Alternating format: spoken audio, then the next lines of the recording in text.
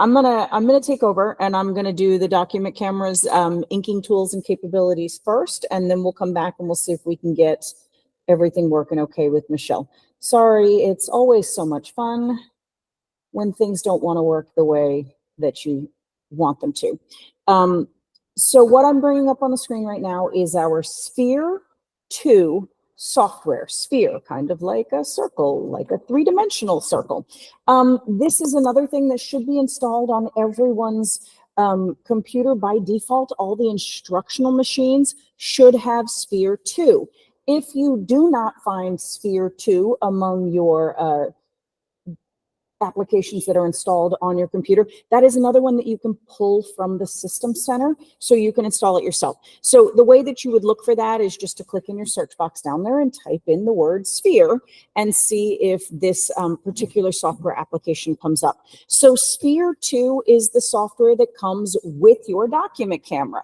So instead of having to use the button on the document camera to toggle back and forth between whether or not I want to see what's under my document camera or I want to see my screen, I'm getting both. I'm getting the ability to see what's under my document camera displayed on my screen, which means I can easily do things like video record something I'm doing here, take a screen capture of something, drop it into a document that's shared with my students or into an assignment that I'm pushing out to them through Brightspace. I can easily share these things without having to work with just the document camera image itself. But as the name of the session today implied, we really wanted to focus on some of those inking capabilities and so on that go along with your Sphere software. So as we saw a moment ago, I waved under there. Look, guys, I am actually here. Because my camera is in use by my document camera right now, it won't let me use it in Google Meet. Silly computer won't let me have my camera going in two different places. So across the bottom of your Sphere 2 software, as soon as you connect and open that on your computer, you're going to get a variety of icons down here. The first one in the bottom left-hand corner, if I pin that, it'll actually stay there while I talk about it. These are mostly a duplicate of the same tools that you have on the document camera itself. So if you're sitting next to a document camera and you happen to look at the buttons on the document camera, you notice that you think you have things like the ability to zoom in and out, you have autofocus, freeze. All of these same capabilities are here within the software. If it's more convenient to select them here than it is to select them on the document camera. So for example, if that font is a little bit small, I can zoom in from here without having to manually grab the arm of the document camera or reach for the zoom buttons on the head of the document camera itself. Pretty much the only thing that's missing from this toolbar that is on the document camera itself is that ability to turn on your lamp.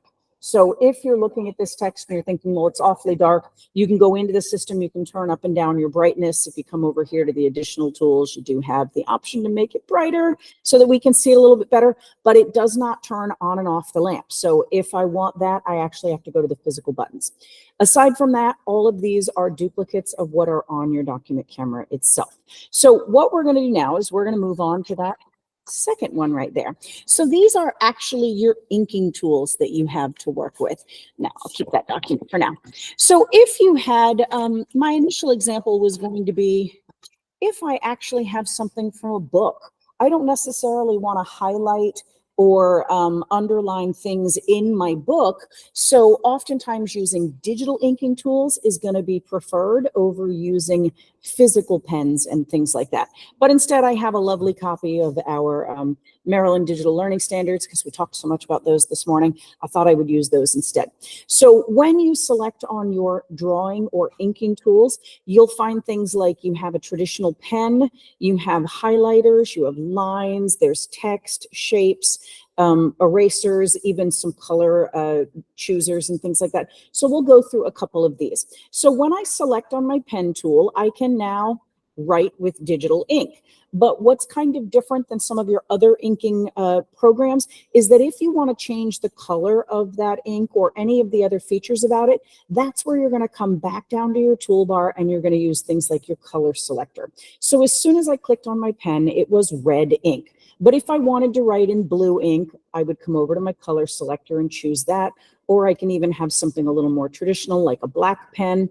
But I can also go to this second icon to the right of the color selector, and that's my line style. So if I wanted a thicker line of ink, if I wanted it to end with an arrow so that I can draw attention to something, I can then get a thicker line of ink for that.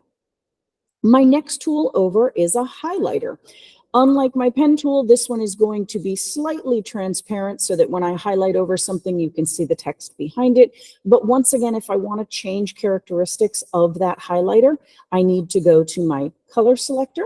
So I could get a green highlighter, or I could even custom choose a completely different color if I'm looking for something more like a traditional yellow highlighter. And then if I want a thicker line of ink, which we typically associate with a highlighter, I can change those two things from those additional customization tools back down there on our toolbar. I'm just doing a variety of fun things underneath my document camera today to give you guys some context here for how you might use your document camera with your students. So I've got some coins here as well. And if we're learning about money, we're learning about coins and so on, I can put those underneath of my document camera. But you'll see I've got all the lines and highlighting that I did from my previous example. So let's turn our attention to another cool tool down here. We have this one that looks like a broom. That is a clean sweep or clear all. If I select the eraser, which is one step to the left of that, I can select to erase individual things. Notice I don't have to drag the eraser across it like I would if I were truly on a whiteboard or a chalkboard. I can simply click on it and it erases. But if I want rid of all of it at once, that's what my broom does, my clean sweep, my clear all. So now if we turn our attention to our coins, we'll slide those down a little bit so they're kind of more centered on there. I can use things like my text tool to actually label the coins. So this one is a nickel. I could use that in combination with something like my shape tool here. I have filled shapes. So it's solid in color. And of course, if I didn't want that to be red, I can go back to my color selector and choose another color before I draw that shape. But I can also do shapes that just have the line around the outside. So now if I select on the empty or unfilled shape, I will only get a line around the outside. And of course, it'll be blue because that was the last color I selected. So I can use that along with my text tool to make sure that everything is labeled correctly on my screen. Or I can use it in connection with something like my line tool, where I could show that that one is a nickel, except it isn't, because now I'm line. So we'll move the nickel over. Okay. So you can use that with your line tool to make sure that you're labeling things, circling around them, putting squares, and so on over top of them. If we move all the way to the right-hand side of our inking tools, everybody is familiar with the magic undo and redo options that you have. If I undo, it just removes the last step that was performed. And if I redo, it puts it back. So quick look at just the drawing tools that are there. Does anybody have a question about those before I move on to the next set of tools?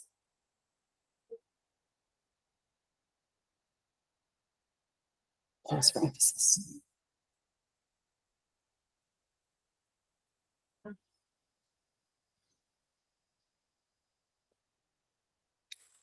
Okay. Let's get some coins out of there. Now we're going to have some fun. We're going to play with some little computer components here. All right. Gotta clear my screen again. Where's my sweep? All right, one last check. I don't see anything in the chat. I don't hear anybody. Everybody left us. No. Okay, so what we have now are some components from a set called Little Bits. For my high school folks, if anybody has the RVR Sphero robot, you might be familiar with the little bits that are here. I'm going to zoom out just a little bit. You can see those a little bit better. Zoom out just a little. Okay. All right, so these are some components that will come with the RVR, but they're also great to use all by themselves. So this is coding, but coding done without a device. You're using the little bits here. So if I wanted to connect, so I need my battery here. And then we've got a little switch down here, and I can be demonstrating and modeling for the kids what I want them to do. But in addition to simply just demonstrating this underneath of my document camera, I have the option to record it. So if I select my third, the one that looks like a little studio clapboard there, if I select on this one and choose record, I can now be recording what I'm working on. So we have our battery, we have it connected here to our main switch. You can see the tiny little toggle switch right here. And then if I wanted to be able to use that to start up my fan, but I want to incorporate a switch so that I can turn the fan on and off as I need to. If I connect directly here, magnetic, so they won't go together if they're in the wrong place. There we go, they finally snap together. If I turn this on, you can see that my fan is running. That's great. But now I want the ability to incorporate. So we can get into things talking about the order of putting things in. And if I didn't put them in the right order, why didn't it work correctly? But I don't have to redo that every single class period. I can simply record me going through that series of steps the first time modeling it for my students, and then simply share that recording not only with my first group of students so that they can rewatch it, but I can also share it with students later. Sorry, it automatically started playing. I can also share that recording with classes that I will meet with later. And that way it frees me up to be walking around the room and helping students get started on the activity instead of me having to do the same demonstration over and over and over again with each of my different class periods. I can simply provide them with the demonstration and I can jump right in and start assisting them with it. So I'm going to show you guys one more tool, and then we're going to talk about where the recordings and even the captures go. So we're going to move those out of the way. I told you I got all kinds of fun little things to play with. Just really trying to think of some things you guys use under your document cameras. So I found an infographic. It's election season. I know nobody wants to talk about it, but it is actually going on right now. So I got a lovely little infographic out of one of our databases here with lots of facts and information about election season. And I can use my next tool, which is my screen capture tool. You guys are very familiar with screen captures. We have them in so many of the different applications that we work with. But one of my favorite ones in here, again, I'll pin that toolbar so that it'll stay out, is the third one over is just your area capture. This is the one that allows you to drag a rectangle around whatever part of your screen you want to actually capture. So if the only thing that I'm looking for right now from this infographic is this breaking down the US election cycle, I can select on that and just drag a rectangle around it. Soon as I release, it snaps the picture. I certainly heard the sound in my ear. I don't know if you guys heard it at all, but it made that ping, and my screen capture is sitting right there for me. And then I could share this with the students if I didn't want to give them the entire infographic. Maybe the amount of information on it was overwhelming, or we're not focusing on all of that. I simply want them to pay attention to this one piece of content or one piece of information there. We did have a question when I was doing the recording just a moment ago. Michelle, I see that. She asked if it records your voice. Yes. When it popped up and started auto playing, it was actually distracting for me because it immediately started playing in my ear, and I had to quickly pause that so that I could get back to focusing and talking to you guys. But yes, it's capturing what you're doing under the document camera, and it's capturing your voice as you're narrating with that as well. So with both your video and captures, they actually go to a very specific place on your computer when you utilize those tools. And this is one of those where the folder that houses this is created automatically the first time that you install the Sphere software on your computer and utilize that. So if I go into my folders here, so I'm just launching the folders on my computer. If I go to documents, you'll see I have a folder here called AVER. And when I open up AVER, I know it doesn't say Sphere. It's for our AVER document cameras. When you open up that one, if you go to your media library, you have pictures, which are all of the pictures that you've captured. You can see I did the same one like 700 times one day. But look, there's the one I just captured a few minutes ago. I didn't have to click save. It just automatically, as soon as I clicked capture, not only did it pop it up on the screen for me so I could do something with it right away, but it saved it here. If I go back to media library and go into that other one called video, Once again, you'll see all the videos, including the one that I just captured a few minutes ago where I was playing with those little bits. So let me back up and give you guys that path one more time. When you go into your documents on your computer here or your file search area, if you select on documents, it's going to be one of the folders right there at the top because it's AVER. And then it's media library. You'll automatically have a folder created for pictures and one created for videos. And that's where the pictures and videos will go as soon as you click stop record or as soon as you use one of those capture tools. Mr. Williams asked, are document cameras automatically recognized by Sphere 2? Yes, if you have Sphere 2 installed and you have your AVER document camera connected, I'm pretty sure the setup in most of your classes is exactly that way, that it's all connected through your docking station. As soon as you open the Sphere, it's like a message pops up on the screen for just a couple of seconds that says your visualizer can't be found. It's very, very official sounding. And then it immediately does this little scroll wheel like it's thinking, and it pops up with the camera. Okay, I want to show you guys two quick more things on the toolbar at the bottom, and then we're going to move to a couple of things at the top, and then I'm going to turn it back over to Michelle. I hope everything's going well, Michelle. I hope we're fixing all the stuff. Okay. So our last stop along the toolbar at the bottom has a couple of our favorites right here. One of them is the spotlight tool. Now, if I want my students to really focus on just one line from this worksheet, we're going to model a couple of these, and I don't want them to see all of the different problems on the worksheet and get distracted. I can use the spotlight tool to draw their attention to just one of these. By the way, I pulled this up without giving you guys instructions. I know, terrible teaching. We're looking at like a greater than and less than activity. So the students would use their little alligators to indicate which of these numbers is greater than or less than. Spotlight is great for that. Another way that I can minimize the amount of information that my students are seeing at one time is to use our other tool down here, which is what we tend to think of as a screen shade. So maybe I just want them to do the first row at the top. Maybe I only want them to do the column on the left-hand side. This screen shade allows me, my older teachers out there, you guys are going to love this. It's your piece of paper on your overhead projector. Yeah, you guys remember those days. I want to limit the amount of information that you guys can see right now so that you'll only focus on the problems on the left-hand side or the problems at the top, and then we'll move on as a group.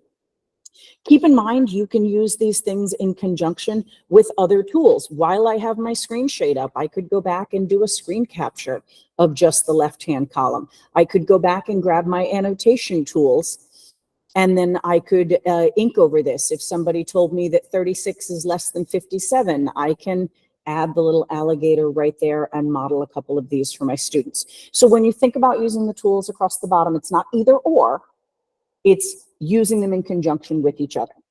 All right, our last stop here in taking a look at what's available in our document camera is going to be turning our attention to the top here. When you first load your Sphere 2 software, it's always going to come up on this tab that says Visualizer.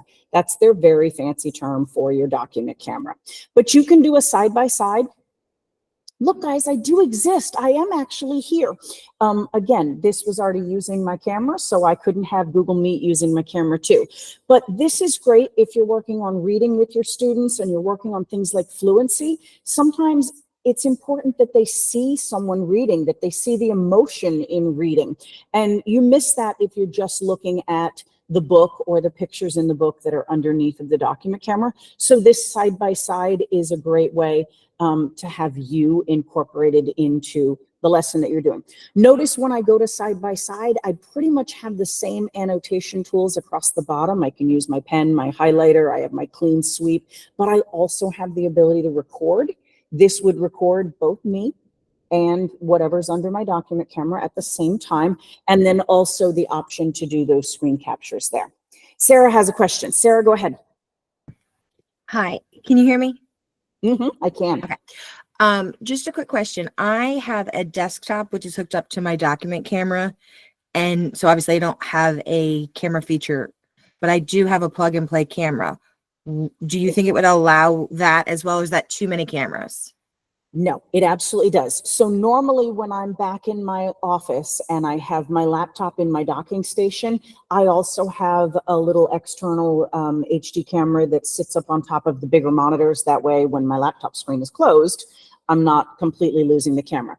When I choose source, it asks me which of my webcams I want to use. So if I were back at my desktop right now, had my two big monitors up and that external camera, it would appear as one of the choices that I could do under source right here. But because I'm on my laptop right now without another without another web camera option, the only one that it shows up with is my HP camera there. All right, Lucy has a question too.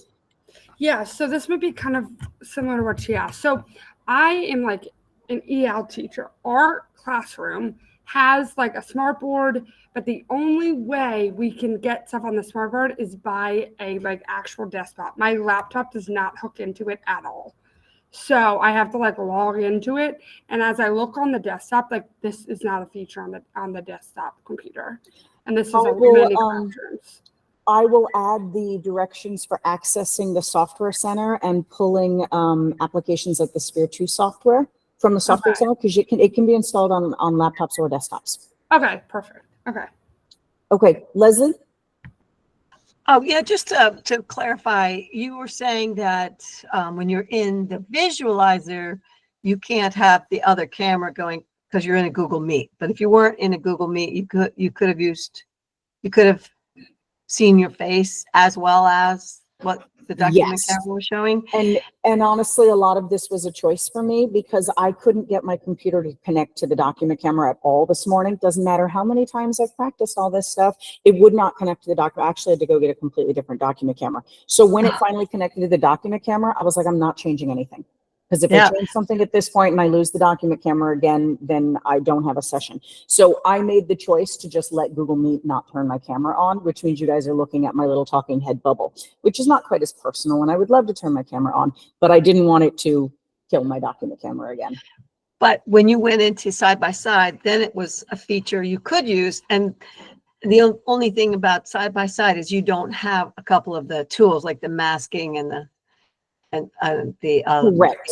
When you go into side by side, it really limits you to specifically those inking tools that you would be using under that specific menu option. But notice that it moves the record and capture tools into that particular toolbar. Yeah, so you didn't lose a whole lot. You could use side by side for a lot, for most of it. Yeah. Okay.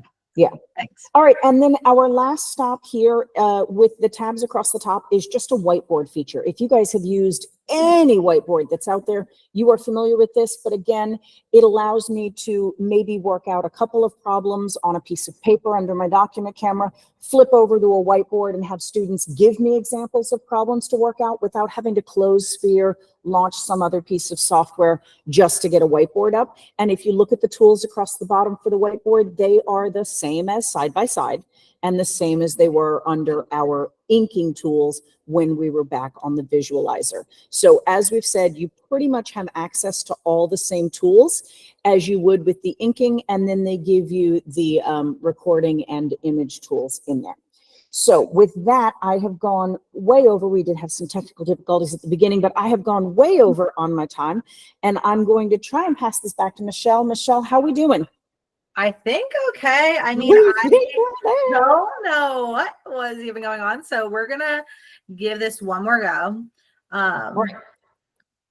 Everybody give Michelle a big round of applause. This is going to work. And I'm turning my camera on because I'm actually turning my document camera off. So I work in technology. This is honestly nothing new. All right, here we go. So I'm just going to minimize this. At this point, you should just be seeing my desktop. Yes. How about now? You see my menu just see pop the up. menu. How about this? I think we got there. Okay. Yep. We're seeing all the things. It was like 45 minutes, but here we are. All right, beautiful. I will make this very short and sweet because honestly, Smart Ink is one of those things that you just have to kind of go in there and try yourself. But the settings are going to be the biggest one to help people out. So first things first, if you're not seeing your bubbles, I'm not seeing mine. I'm just going to say show Smart Inking tools. Then my bubble will pop up and now I'm good to go. Once I start picking up my pen, the other bubble will appear as well. So with that being said, there's the other bubble. There is another thing that's happening that Tracy talked to me a little bit about. There are some teachers that do have a second monitor and they want to use an extended screen on the smartboard. That's a really easy fix if you're seeing that the inking is actually happening on the laptop, not the smartboard. All you need to do is go back into that blue target, hit the word orient here in the menu. It's like the fourth one from the top. And once you hit orient, don't do anything, just hit the space bar and it will pop over to the smartboard and that will start activating the Smart Ink on the right device. Hopefully that is pretty clear, but hopefully we are recording. So I'm gonna keep it moving here and kind of go over a few things with the Smart Bubble. So first things first, this is telling me this is my hand. So right now my hand is a selector, but if I change it, let's say to this black pen, now my finger is a pen. But I'm gonna switch it back to the selector. And right now it's telling me my pen that I start to use is going to be a black pen. So let's say I open up a PDF. So kind of going opposite of using a document camera, but I'm going to open up a PDF that I have here.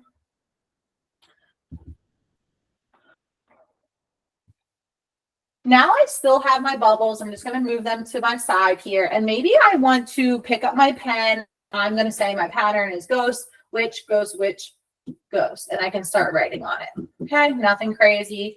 I'm going to use my hand to erase. But also I can change that pen. So I can click on where I see that little pen and I just click right here in the middle and I see my pen. So I have all different pens I can use. Obviously due to time, I'm not going to go through all the pens, but I'm going to go maybe I'm going to choose that highlighter.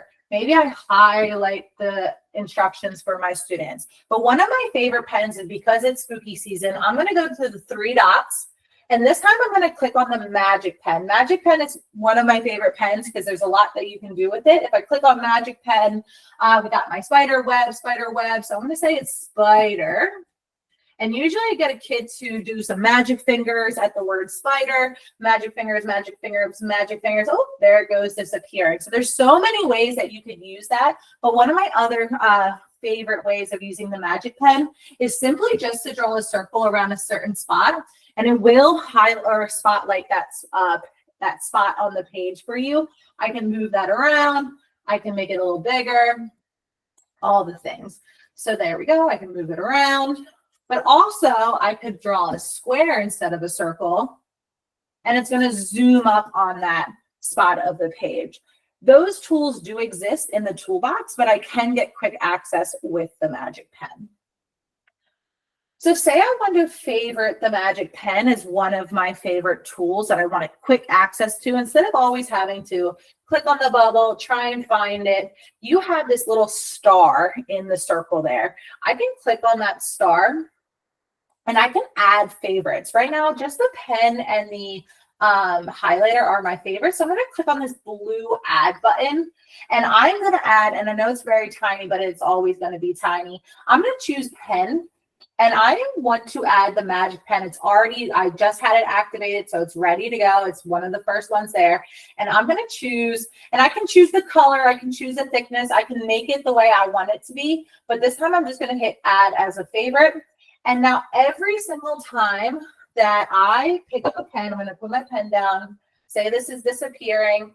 Anytime I pick up my pen now, all 3 of these are going to show up here on the side. So it's very quick for me to get access to the Magic Pen, to my highlighter, to my regular pen. Same thing, maybe I want to click on this finger bubble. Here's my finger bubble. I have a series of same icons. I can make my finger a pen. I can favorite. My favorites are still activated on both bubbles. And then I also have this little toolbox, which is really fun. In the toolbox, just a couple of things that are my favorite is obviously screen shade. This is nice if I want to chunk a certain and don't want to show the kids that worksheet, part of the worksheet. I can actually change the color, which is a fun feature. I can move it off to the side here if I wanted to. So I can use that screen shade really simply. Same thing, maybe I want to go back to that spotlight. I do have spotlight. And same thing, I do have a zoom as well.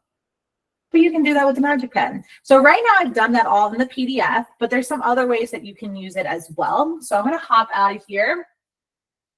Not too far. And this time I'm going to open up this again, get out of here so you don't see a bunch of me.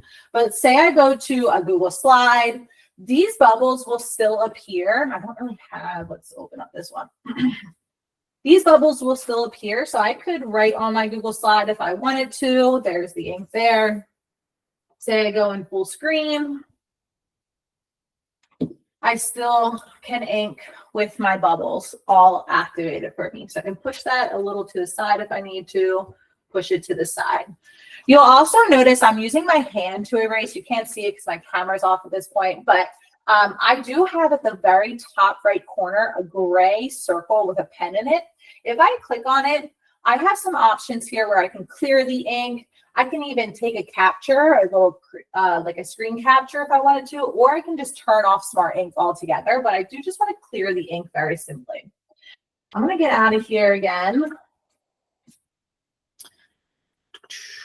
Say I do write on this page, I'm writing on this page, but I need to hop over to another page on my browser. The ink actually stays with that page every time you go to a new tab. So again, maybe we're talking about space here. And then I hop over back over to my Google Slides about space. You notice that the ink is actually sticking inside that Chrome tab. Okay. So a lot of times, teachers will ask me a question about, especially if you see me, let me go back to a PDF here.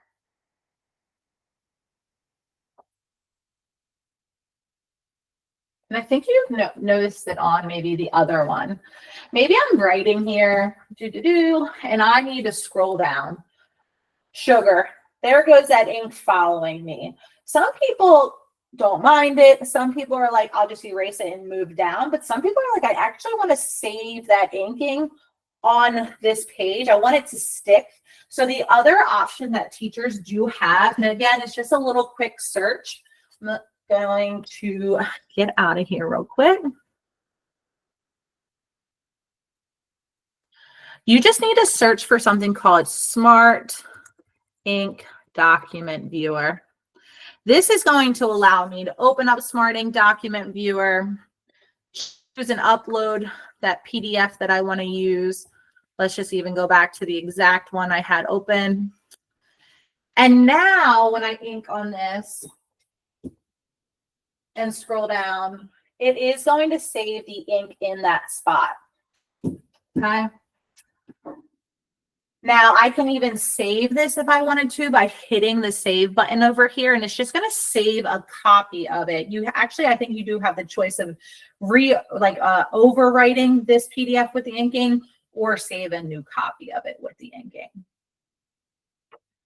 All righty. So I think that's pretty much it. Tracy, I don't know if there's any questions in the chat, but we have until 2:05, so we do have a little bit of time for questions and stuff like that.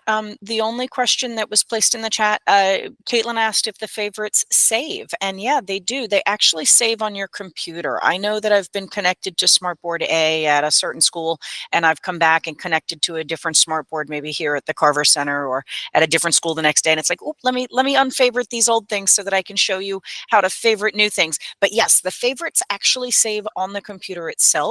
So even if you're a teacher that floats a little bit between classes and stuff like that, they'll save with your computer. Yeah, I'm going to unplug and see if that will model this a little bit. Zara, I don't see why you couldn't use it to sign things, because yeah, that Smart Ink Document Viewer allows you to open PDFs, Word documents. I mean, just about anything. If it lives on your computer, you can open it in the Smart Ink Document Viewer, and then you can ink over top of it and save those annotations. Yep. Yeah, technically, I love that. Yeah. And also, I did unplug and I plugged back in. And there is my favorite still there. My Magic Pen is still in the favorites. And you only have to hit the little star if you want to ever edit it, and you can like delete the ones that you don't want in there.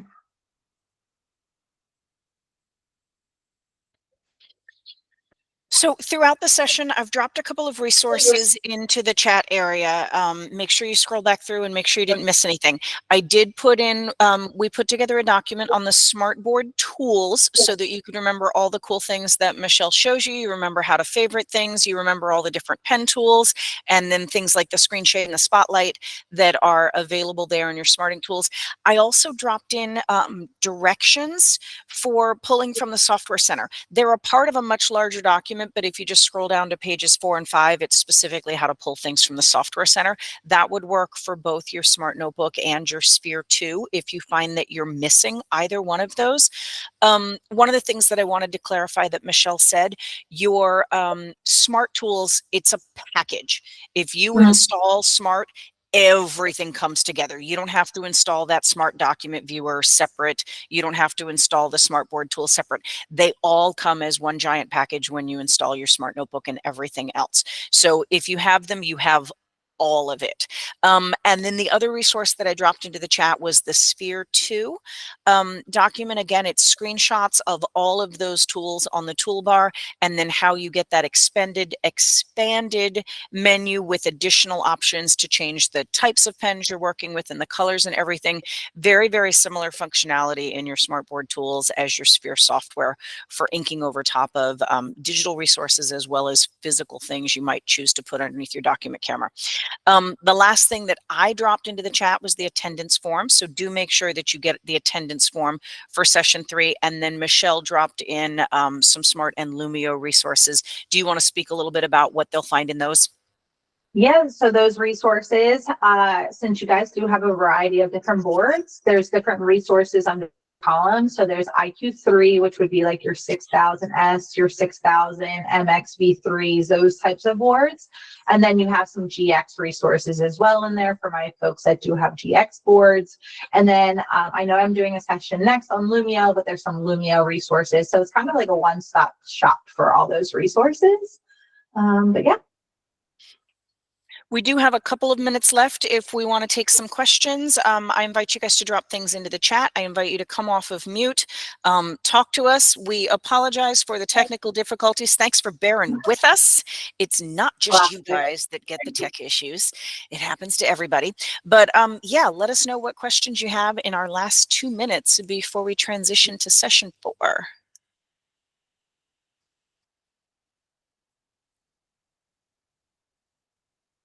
Yeah, I realized I was just trying to do too much. I had a bunch of screaming things where I could have just shared my full They screen. give you all the cool tech tools. You want to use all the cool tech tools.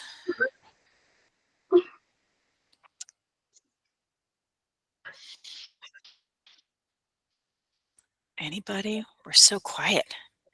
What's everybody's favorite thing you've seen so far today? Smarting. Definitely. Yeah. Oh, Miss Smith, liking that Canvas session. Okay. Yes, Leslie. It's not a question, it's a comment. Sure. If anybody's doing national boards, this is also, you could film yourself teaching. You could aim that camera on that. Oh, great on idea. that, yeah, on the document camera to point at yourself. Yeah. It might be upside down though. I don't know how you would exactly figure it out. Thanks for but yeah. sharing that idea. Yeah, that is definitely something. And You need you could evidence. test that. Yeah, you could Mhm. test that in a really quick little snippet just to make sure that you were getting exactly what you thought you were. Or hook up a camera that's aimed at, that's aimed at the classroom, right? Yeah. I'm not sure of how that would work, but yeah. If you had that side-by-side split screen and then turned your second camera to face the students in the classroom. Yeah. Again, the keeping in recording. mind, yeah, audio limitations and stuff like that for how far it would capture. Ms. Smith, are there plans to replace old boards? Unfortunately, smart boards are replaced typically with renovations and school builds and stuff like that. So brand new schools get brand new boards, renovations, additions, things like that, get new boards. You can definitely submit a support ticket if your board truly doesn't work, and it may be something that gets put onto the budget for individual schools, but that is really an internal question to ask your administration if there are plans to replace boards that aren't functioning or are sort of failing in functionality as they get a little bit older. I would start with your administration at your school and see if it's a possibility for them to put it on the radar that maybe 3 or 4 need to get replaced. Leslie, give me 1 second. We are over on time. It is now 2:06. So if you guys don't have any questions, you're not here to listen to questions of others. I invite you guys to jump out, honor your 5-minute transition. What time do we start our next session? I always got to pull up my menu here. Session 4 starts at 2:15. So you have a good solid 10 minutes before we jump into the final session at 2:15. So if you don't have questions, you don't need to hear the questions of others. Thank you guys so much for bearing with us at the beginning. We hope you still got some really awesome things out of this when we finally got into the inking capabilities and everything. If you have questions or want to hear the answers, please hang out with us for a minute. Leslie, go ahead. Oh, just I think there's a difference with different document cameras, because when I had one document camera set up, they didn't have the Sphere 2 installed and it was working just fine. But then they got a different camera and it wouldn't work unless you had the Sphere 2 software or something. Yeah, so for a long time, we weren't standardized as a district on the hardware we were purchasing for document cameras. So you would find that there were a variety of different models of document cameras out there. And because of that and the different functionality of different softwares that came with the document cameras, they weren't really advertised. Like people weren't, your tech wasn't installing the document camera software onto your computers. It didn't come installed automatically on instructional machines. And people were kind of hush hush about the fact that there is even software to support document cameras, because there would have had to have been different document. Well, what kind of document camera do you? Well, what age is it? Which operating system? And now that we've standardized on the AVER, everybody can put Sphere 2 on there. I told you guys I had to switch document cameras earlier. I have one with the bendy arm, and then I have one with just a hard 90-degree pivot in it.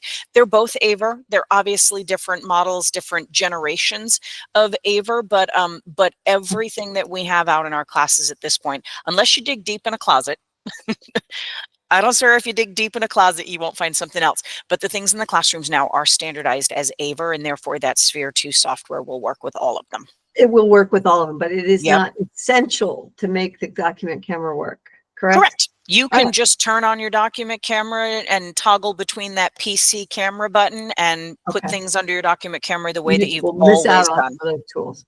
Yeah, and the ability to capture and video record and drop that directly into your Brightspace lesson, push it out to kids, all that kind of stuff. Yeah. Great. All right. Got it. Thank you. Thanks, Leslie. Bye. All right. Bye.